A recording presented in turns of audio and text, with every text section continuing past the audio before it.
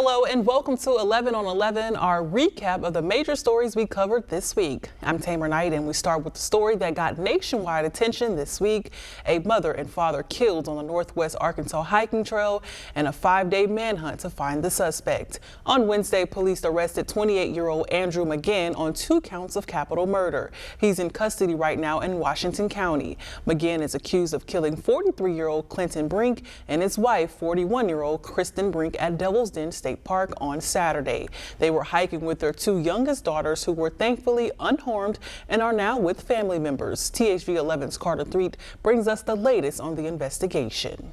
We did confirm this morning that our suspect's DNA has been a positive match to the DNA that we suspected to belong to our suspect at the scene. In addition to that, Colonel Mike Hagar says a search of Andrew McGann's residence yielded items consistent with being involved in the murder of Clinton and Kristen Brink. And while officers wouldn't give specifics on what McGann has said since his barbershop arrest, during an interview with investigators, the suspect indicated that he did commit these murders. Hours and hours were put into this case by investigators, with Colonel Hagar describing them as absolutely exhausted. Washington County Prosecuting Attorney Brandon Carter summed up well what it's like to capture a suspect knowing that young children are now without their parents. Although today is a good day for law enforcement, there's a shadow over it because of the tragedy that occurred on Saturday. I asked what could come next for McGann. Do you know yet if you'll pursue the death penalty in this case or what kind of consequences you might seek?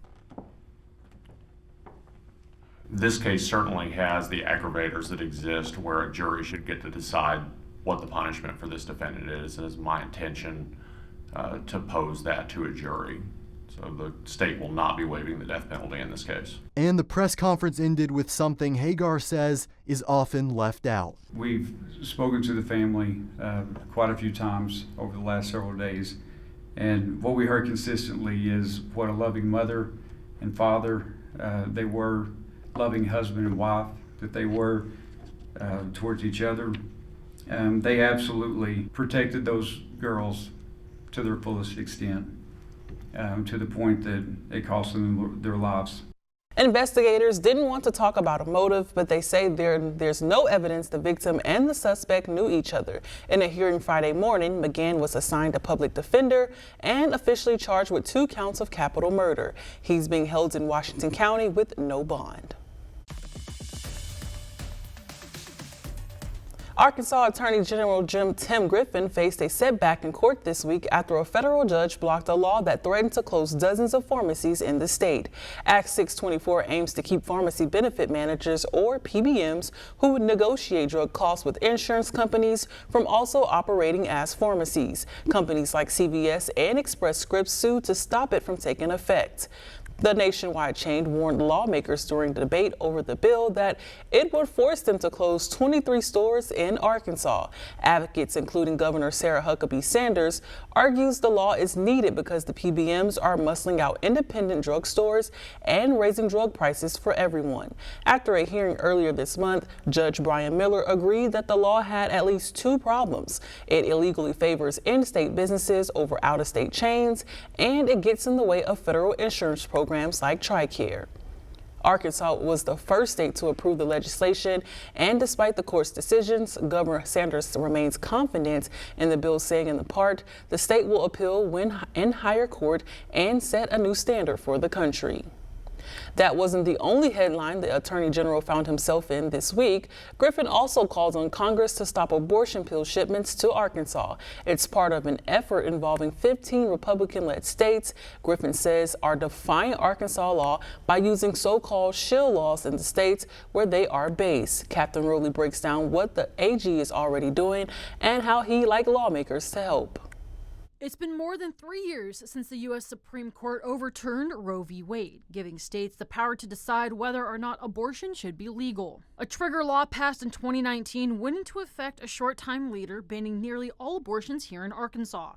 The decision also cleared the way for lawmakers to pass a bill prohibiting the distribution of an abortion-inducing drug, including shipments from other states. We've had a number of instances where we've discussed the issue of abortion pills either being marketed to Arkansans, possibly being made available to be shipped, advertising. Now Arkansas Attorney General Tim Griffin is looking to enforce that law. On Tuesday, he called out several national companies his office says sell abortion-inducing pills to people living in Arkansas. Individuals, entities in a variety of states target where abortion is legal, target states across the country whether abortion's legal there or not. His office sent cease and desist letters to Cloudflare, Dreamscape, Possibility Labs, and Mayday Medicines, each of which is accused of shipping or advertising abortion pills to Arkansans. They market to Arkansans through their website, and they indicate that these abortion pills can be made available to Arkansans in Arkansas. Griffin, along with several other states, also wanted Congress to step up and do something about the laws that could make it difficult to go after those companies. That a lot of states are passing, if they would basically step in and have one federal law that would stop that and allow the states to individually enforce their own laws without interference from other states. In Little Rock, Catherine Rowley, THV 11 News. In the letters, Griffin threatens to sue under the state's law against deceptive advertising. He reached out to those companies for a response but have not heard back. We also reached out to Governor Sarah Huckabee Sanders, who says she is proud of Arkansas' pro-life reputation and stands with the Attorney General. Story we've been covering for a while: safety issues and poor conditions at Willow Bend Apartments in Jacksonville. Now the city says they're shutting them down for good. Carter Thweet sat down with the mayor to find out how they pulled it off and the help for the people who need a place to live.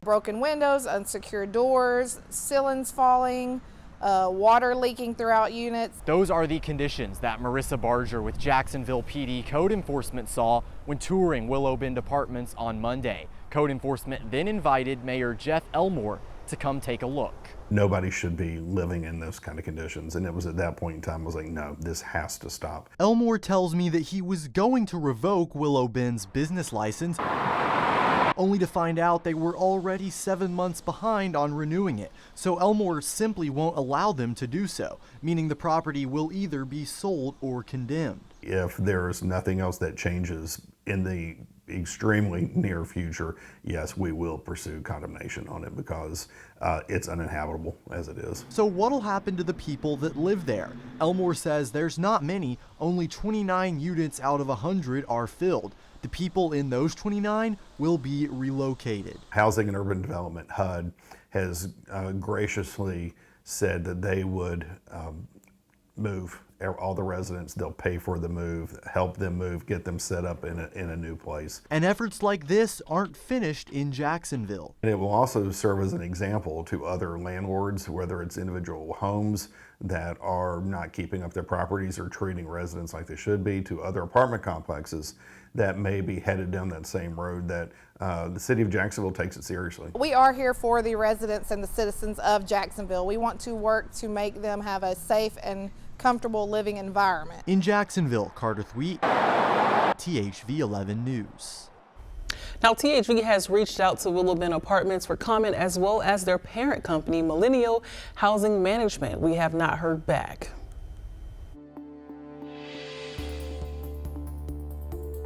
Frustration arrived for several Rock Region Metro customers instead of the early morning bus that they had expected.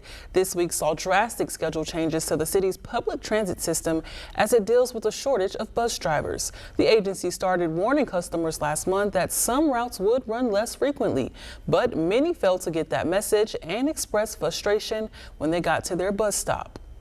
There was a couple folks that were mad because they didn't know that their early morning bus was not running until later. There's no longer, I can just click on Google Maps and see what time the bus shows up. I gotta constantly call them.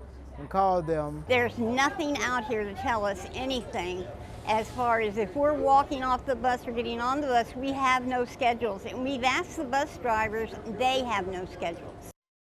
Rock Region Metro sent us a statement reiterating that they notified passengers in a variety of ways and they're trying to hire more bus drivers to make the changes temporarily. The full statement can be found on our website, thv11.com. And changes are coming to Interstate 30 in Saline County. Yes, you heard that right. Another phase of construction has started in Benton between westbound exits 118 and 117. Although it's a much smaller project than the road work that just wrapped up near Haskell, it's still going to be an adjustment for drivers. Brooke Butner shows us what we could expect. It'll help with our growth and make more sense. The city of Benton is constantly planning for growth. Just look at all the new businesses and Buc-ee's construction next time you pass through. But don't look too long or you might miss your exit. Right behind me is the old on-ramp, and that will become the new off-ramp for exit 117. 117, that's just about a half mile or so down, will go away, and this will be the exit that you'll have to take here. And that's not the only change. City spokesperson Matt Tebow says the Congo Road exit will now be the new on-ramp instead of off-ramp. If you need to Congo, you'll have to get off down there at Alcoa and come all the way down the access road. But if you need to get on the interstate, you'll be able to get on the interstate right there at Congo. And the road work isn't limited to the on and off ramps. Starting here and going just past the overpass, the frontage road will go to 3 lanes to accommodate all of that traffic plus the traffic that's just trying to go on through. Making it a whole lot easier to get to these businesses in Hickory Square. When you get off 117, you have to go up, around, and through a neighborhood and make your way back into that shopping center because you missed it. That's no longer going to have to happen. This should be a big boon to retail opportunities here on the north side, and like for our bank here, just to get more people coming through the parking lot, and I think we'll see some restaurants probably pop up. In addition to working at Gateway Bank right off of I-30, Bill Eldridge is the chairman of the Advertising and Promotion Commission for Benton. He says in addition to improving visibility, the project should help with traffic flow. I hate to see more orange barrels out there, but I think this is it's a very good plan. RDOT's doing a great job on this. And it'll look really good and make a whole lot of sense once they're done. In Benton, Brooke Buckner, THV 11 News. Pine Bluff is continuing their efforts to improve the quality of the city. With the new EPA grant, structural changes will happen over time, making way for new construction and renovations to historic landmarks in downtown Pine Bluff. I spoke with Mayor Vivian Flowers about the new funding. The people want restaurants, the people want a movie theater, the people want tourism, and we want to give the people what they want. While Mayor Vivian Flowers is excited for new improvements coming to her city, she knows making them happen will take more than new buildings and businesses. It's why she's hopeful a federal grant will help tackle serious environmental issues that stand in the way of redevelopment. These dollars are not being used for the facade, and for the superficial. We're really talking about foundational and environmental efforts to ensure that we can keep the structures alive and to ensure that they can be properly developed according to code. $500,000 may not seem like a lot. Some people would say it's not a lot of money, and most of us would say it is. Mayor Flowers says the city and business owners are depending on those funds. Our economic development department has definitely their eyes and fingerprints all over downtown and are aware of every building that's owned by every owner and what structures need the greatest help. And so what will those improvements look like? You might have an old gas station with tanks still underground, and before that particular property or building can be renovated, or before anything can be built on top of that old facility or on the ground and the foundation can be laid, we have to deal with that first. Despite how some may feel about the current look of downtown Pine Bluff, Flowers says she sees the potential underneath the surface.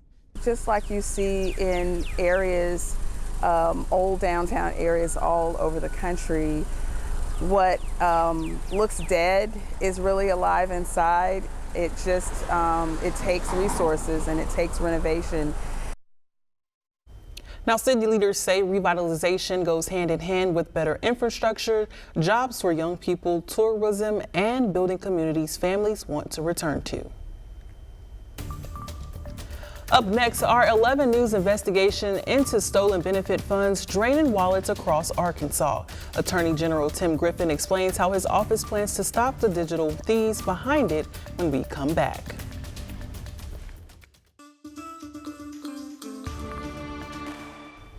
This week, we learned more about EBT fraud that's been on the rise all over the country and here in Arkansas, especially over the last 6 months. THV 11's Catherine Rowley sat down with Attorney General Tim Griffin as she continues this 11 News investigation.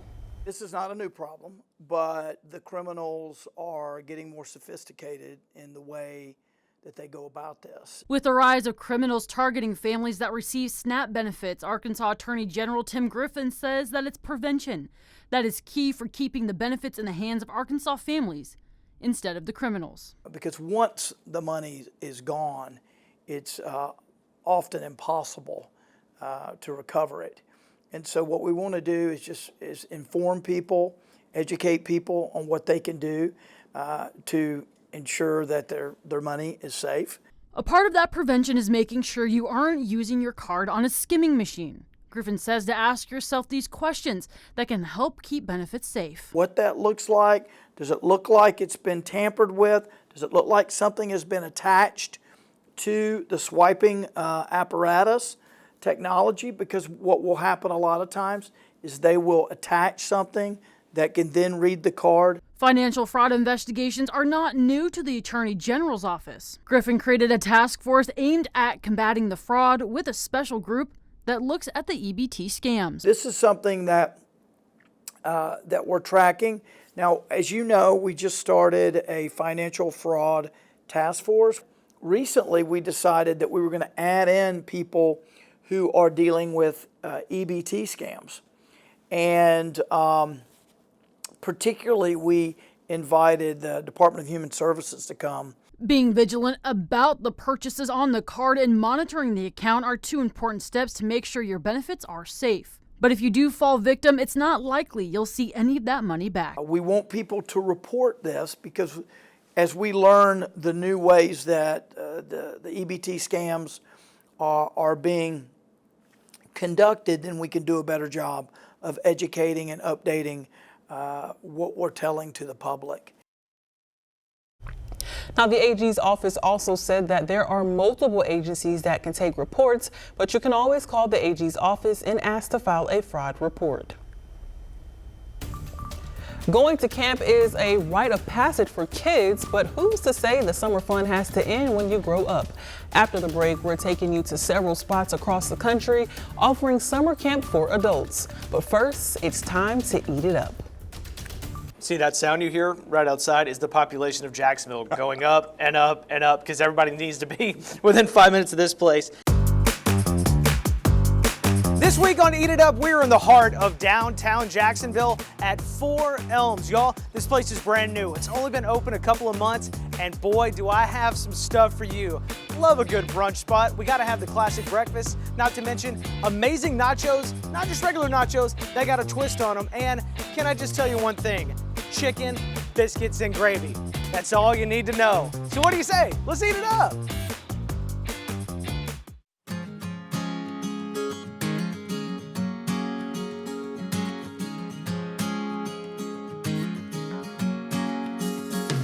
When we knew we were going to be doing this, we were trying to figure out what we were going to call it. That was the hardest part of the whole process, believe it or not. And my wife came up with it one night. We were sitting in the living room watching TV, and she was like, 4 Elms. And I was like, perfect. Instantly, it was like, that was it. We've got the play, you know, the trees for the logo and so forth, but then the play on our name, you know, because there's 4 of us in our family. So it was a good thing. It was a great fit.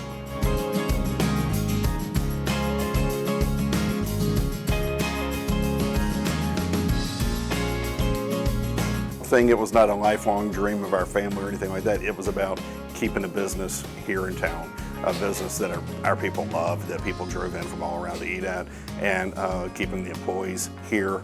And so it was an actual more labor of love for the city than it was for us, as individuals or as a family.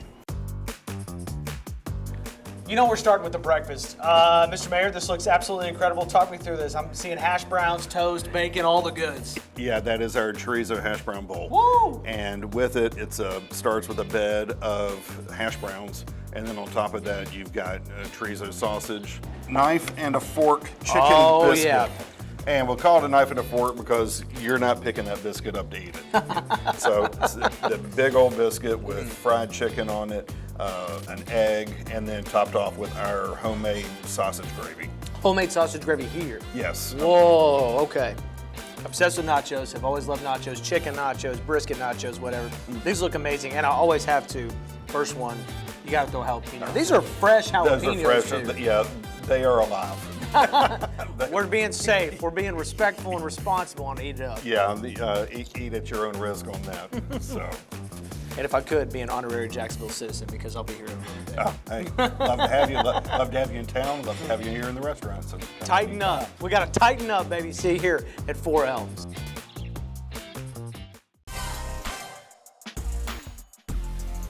For many families, summer is all about camp, but who's to say camp is just for kids? Yelp reports nearly a 350% increase in searches for adult summer camps this year as people look for community and nostalgia. As Nancy Chan shows us, plenty of both can be found at camps around the country. With zip lines, archery, and bunking up in log cabins, there are all the hallmarks of your child's favorite summer camp. Except this one is for the grown-ups. Welcome to summer at Club Getaway in Kent, Connecticut, where campers 21 and up come together every weekend to meet new friends and be a kid again. What are you looking forward to most? Meeting some people in like kickball or like tug of war, something like that. Shamia Briscoe is one of many who came to camp to leave all her responsibility behind and instead bring out her inner child. The nostalgia of it, right? Like I did overnight camps when I was younger, and I remember like going out on the water, going rock climbing, and I was like, why not do that with some alcohol? So what's really cool is that all the activities are planned for you. All right, I guess we're doing this thing. Activities that aren't always for the faint of heart. Is this safe? Yeah. I don't like this that much. Hang on. Oh, yeah. I don't remember actually agreeing to do this. Hi.